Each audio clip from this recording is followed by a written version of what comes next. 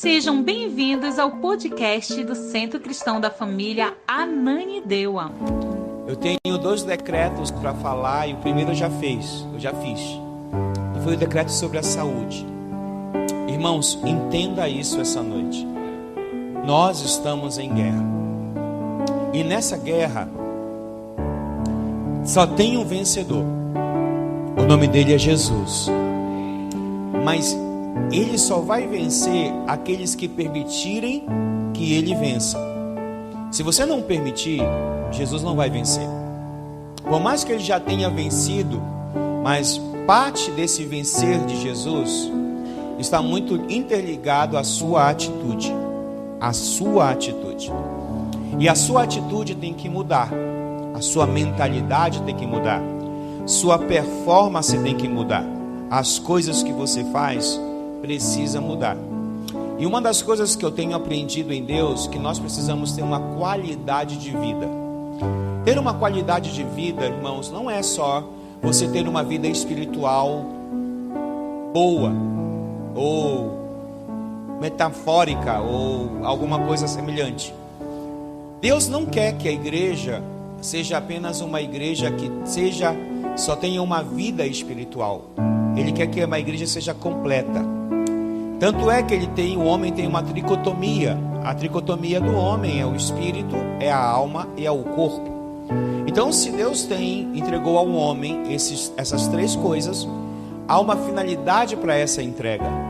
E uma das finalidades dessa entrega é que você seja abençoado, que você tenha vigor na sua vida, que você tenha uma qualidade de vida. Essa semana eu fui procurado por alguém, e alguém me falou uma coisa que eu fiquei pensando, porque eu não posso ouvir coisas e não pensar. Eu tenho que ouvir coisas e analisar o que eu estou ouvindo. Primeiro porque Deus me deu condições para isso.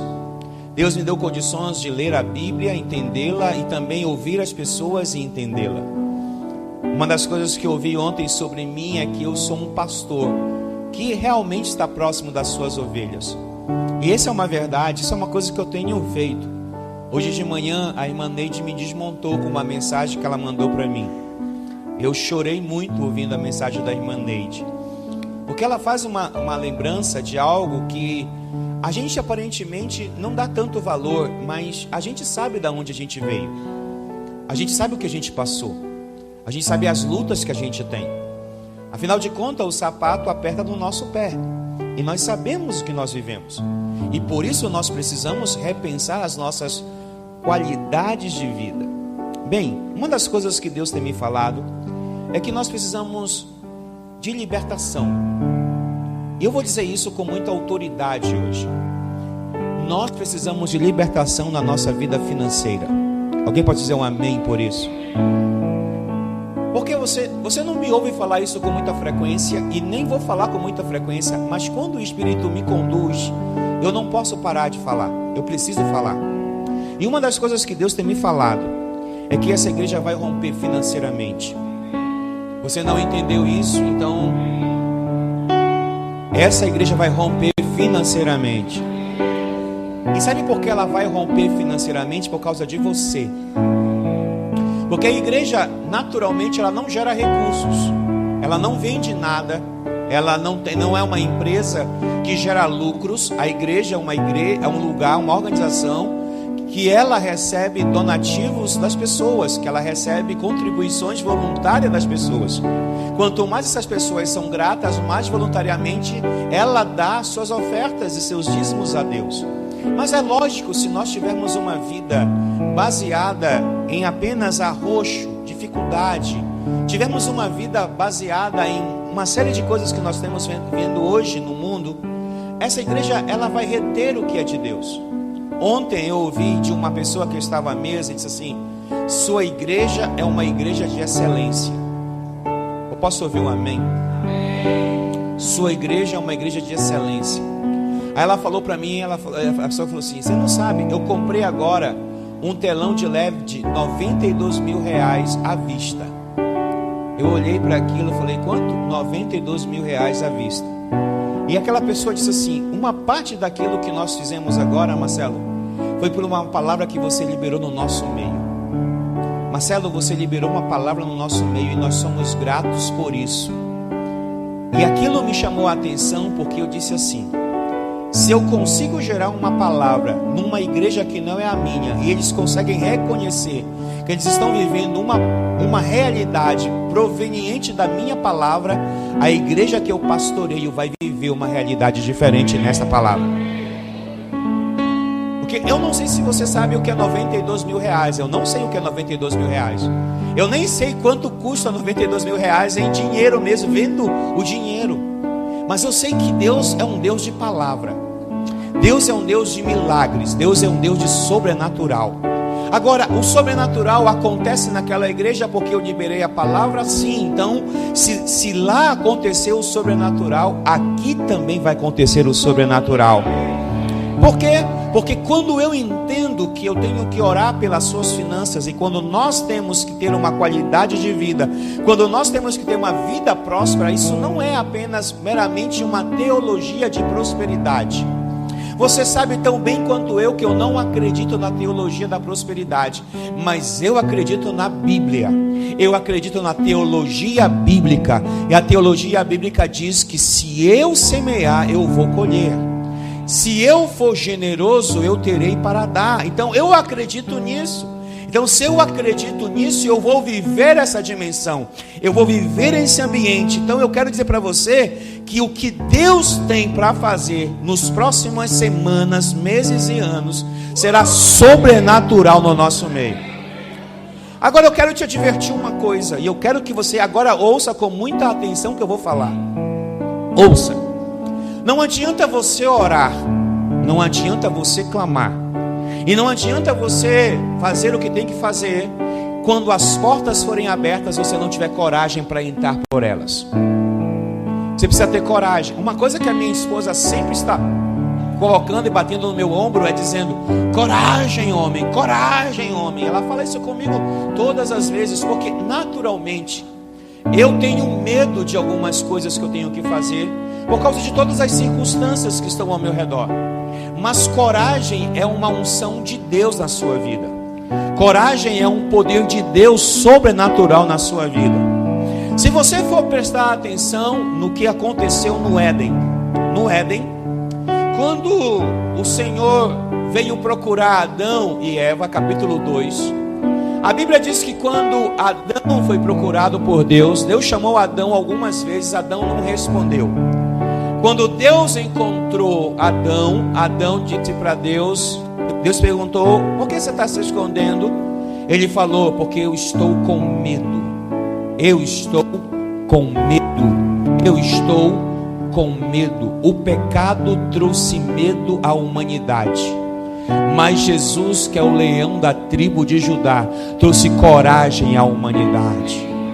Ele trouxe coragem para que a igreja entenda que o resgate desse princípio é que você vai ter que ter coragem para tomar decisões, para abrir mão, para correr atrás, para ter perseverança. Irmãos, deixa eu dizer uma coisa para você: Deus precisa muito tratar o nosso espírito. Alguém me perguntou esses dias: por que as portas não se abrem para mim? E eu disse para essa pessoa: elas não se abrem porque você precisa se humilhar mais diante da mão do Senhor. Porque o Senhor é um Deus que não quer ter o mal. Quem é que quer o mal do homem? Satanás. Não o Senhor. Satanás quer roubar, matar e destruir, mas Jesus quer trazer vida e vida em abundância. Sabe, uma das perguntas que você deve fazer muito para o Senhor é: Senhor, aonde o Senhor está querendo me tratar na minha vida? Aonde o Senhor está querendo mudar a minha perspectiva, a minha visão? Aonde o Senhor quer matar o meu eu para que ele ressuscite melhor daqui a pouco?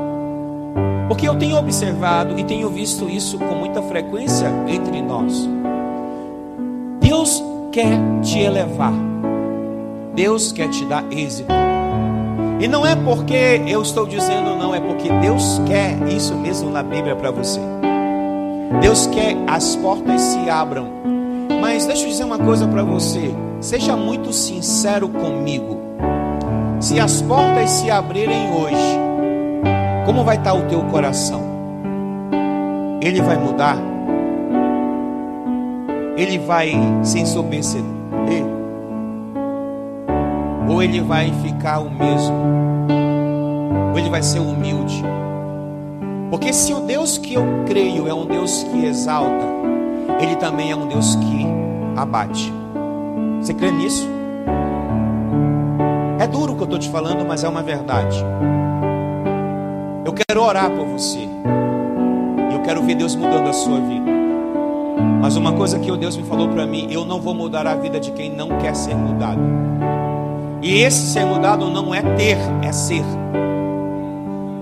Esse ser mudado não é ter, é ser. Porque você pode ter tantas as coisas que você precisa ter, mas se o seu ser não for mudado, não vai adiantar nada ter isso. Estava conversando com o irmão Humberto. Cadê o irmão Humberto? Cadê o irmão Humberto? O irmão Humberto mandou um vídeo para mim de uma torneira. Uma torneira. Adivinhe quanto custa a torneira, irmãos? Alguém dá um lance aí de uma torneira. Quanto custa uma torneira? O irmão Humberto mandou. Quanto? 1.000? Mais.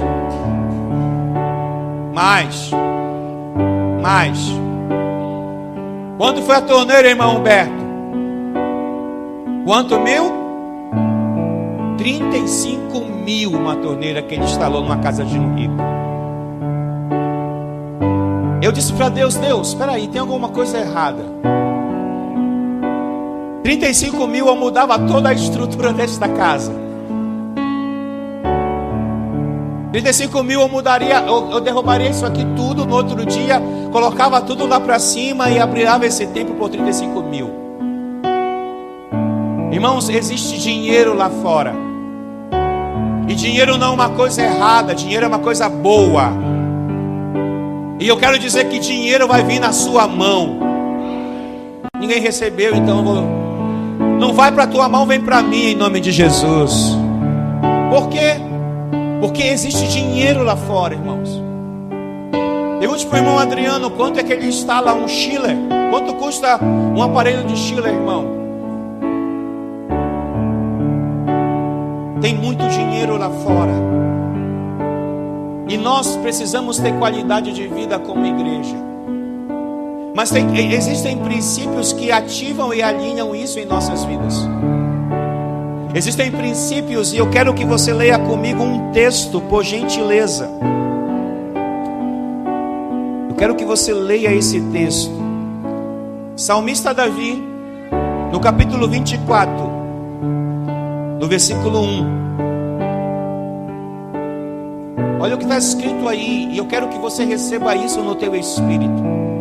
Irmãos, nenhuma palavra lançada deste altar precisa cair em terra, ele tem que cair no terreno do teu coração. A palavra que é liberada do altar, ela precisa ter um lugar de repouso, e esse lugar de repouso é o seu coração, é a sua mente, é a sua vida. Porque é você que Deus vai levantar para abençoar. Porque é você que Deus vai levantar para liberar coisas. É através de você que Deus será conhecido sobre a terra. É através de você que Deus será ministrado com autoridade, irmãos. É através de você. Eu estou falando de uma parte do que é o reino. Não estou dizendo que isso é totalmente o reino, não é. Mas todas as vezes que alguém olhar para você e ver a grandeza do Deus que você serve, essa pessoa vai querer questionar essa grandeza. E essa grandeza já tem uma resposta na tua vida. Essa grandeza, a resposta é: o Senhor meu Deus Todo-Poderoso. Porque você vai dizer de onde você veio, e porque as pessoas vão olhar para você e vão questionar você. Eu quero que as pessoas questionem você mesmo. Que elas olhem para você e digam assim: não, por que aconteceu? De onde você veio? Você não era assim. Aí você vai dizer: sim, eu não era, mas o Deus poderoso mudou a minha vida. A palavra mudou a minha vida. O Senhor mudou a minha vida. O Senhor transformou a minha vida. Por quê? Porque eu sou um mordomo de Deus. Ei, nada que você tem é teu. Tudo que você tem pode ser te dado e te tirado a hora que Ele quiser. Porque Ele é o Senhor de todas as coisas. Porque Ele é o Senhor de todas as coisas. Agora, Se Ele tira, Ele dá. Se Ele dá, Ele tira. Aí isso está muito envolvido com o meu coração. Por isso não é uma questão de ter, é uma questão de ser. Quando eu sou aquilo que Deus quer que eu seja, Ele me abençoa. Por isso, tenha em vista os benefícios da palavra. E diz assim o salmista no capítulo 24, versículo 1: do Senhor é a terra e tudo que nela existe, o mundo e os que nele vivem ou pertencem. Do que eu estou falando, ou do que a Bíblia está falando? A Bíblia está falando de tudo. Ela não está dizendo aí a metade de alguma coisa, um terço de alguma coisa. Está falando, ó, o Senhor tem tudo.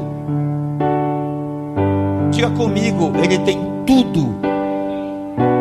Você não disse, então você perdeu tudo. Diga comigo mais uma vez: do Senhor é tudo.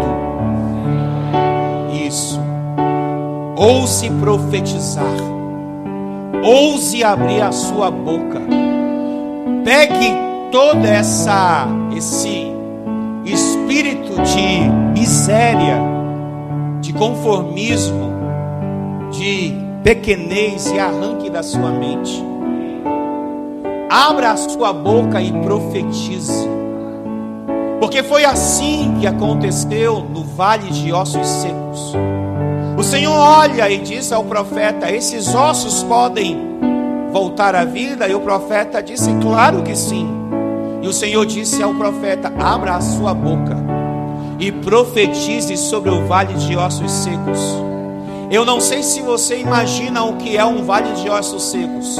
Agora mesmo no Pará acharam um barco com algumas pessoas em decomposição dentro desse barco. Eu vi uma das fotos, estão apenas ossos aparecendo. E eu perguntei assim, eu olhei aquilo e disse: Senhor, será que era o mesmo tipo de ossos que o Senhor profetizou? Mandou profetizar e falou assim: é a mesma mortandade. Aonde a morte, eu posso gerar vida. E eu falei para o Senhor: o que o Senhor quer me dizer com isso, Pai? Diga ao meu povo profetizar vida sobre as suas finanças. Diga ao meu povo profetizar milagres sobre as suas finanças. Porque eu vou ajudá-los. O Senhor falou: eu vou ajudá-los. Eu vou abrir as portas. Eu vou arrancar as cadeias. Mas o meu povo precisa profetizar. O meu povo precisa agir. Meu povo precisa fazer a parte dele. Porque se você às vezes pensa: o Senhor vai abrir as portas, vai. Mas cuidado, faça a sua parte. Porque se a Ele pertence, a Ele vai fazer o que tem que ser feito. Mas o Senhor quer fazer mais nas nossas finanças. E eu quero profetizar isso essa noite na tua vida, na minha vida. Você vai romper. Eu vou dizer uma coisa para você. Tem um irmão, e eu vou poupá-lo do seu nome para não constrangê-lo. Mas tem um irmão que começou ministrando ofertas o ano passado e dízimo de R$100. Hoje já está na casa acima dos 2 dígitos de R$1.000. Sabe por quê? Porque Deus move a história. Eu tenho gente aqui que Deus está movendo a história. Tem gente aqui que pegou de um contrato que tem e coloca no altar. Sabe por quê? Porque percebe-se que isso não é brincadeira. Deus move a história. Deus move a história. Deus move a história. E eu quero que Deus mova a história desta casa. E para isso eu preciso que você confie na minha palavra e confie na palavra de Deus. Eu preciso que você deixe de ser alguém que fica no achismo. Que fique no achismo: eu acho. Deixa de achar e obedece. Deixa de questionar e obedece. Deixa de olhar para os outros e obedece. Deixa de olhar para a terra do outro, para o lugar do outro. Porque o que Deus faz na vida do outro, pode fazer na sua vida, irmão. Agora, não vai fazer na sua vida se você ficar olhando só para o ter. Olhe para o ser e seja melhor, seja generoso, seja abençoador. Porque se tem uma coisa que eu saí ontem daquele lugar onde foi meu aniversário e disse isso antes, eu só posso dar o que eu tenho. Irmãos, o que semearam na minha vida ontem não é brincadeira não. E não me semearam porque eu sou bom, me semearam porque entendem que eu tenho alguma coisa para abençoar. Por isso eu disse ontem e repito hoje, Deus vai dar em dobro tudo aquilo que você semeou. Porque você não semeou em uma terra infértil, você semeou em uma terra fértil. Muitos de vocês reconhecem o meu ministério e reconhecem a minha missão, reconhecem o meu projeto. Então quando você semeia na minha vida, você está dizendo assim: eu estou semeando numa terra fértil. Então se você semeia em terra fértil, prepare-se para colher a sua semente. Prepare-se para semear e prepare. Porque sabe o que é mais importante? Não é ter. O mais importante é dar. Mas como eu darei se eu não tenho? Você já fez essa pergunta a você? Eu já me fiz essa pergunta várias vezes. Como eu darei se eu não tenho? Então Deus tem falado no meu coração: aprenda a dar. Porque quanto mais você dá, mais você vai ter para dar, porque é assim que a Bíblia diz. Por isso, Lucas 16:10 diz o seguinte. Fiquem de pé, por gentileza, para nós orarmos e encerrarmos o nosso culto essa noite. Diz a Bíblia: se forem fiéis nas pequenas coisas, também serão nas grandes.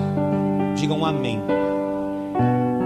Não diga com convicção, diga amém. Amém. Porque se você é fiel no 100, você vai ser fiel no 1000.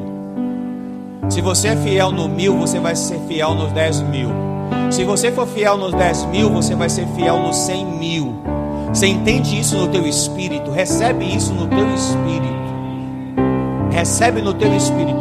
Porque se você é fiel no pouco, no muito você será fiel. Porque no muito o Senhor poderá te colocar sem nenhum medo de colocar você no muito. Porque a dificuldade é que quando Ele nos coloca no muito, nós pensamos mais nas coisas do muito. Seja fiel no pouco e Ele habilitará você para mexer com muito.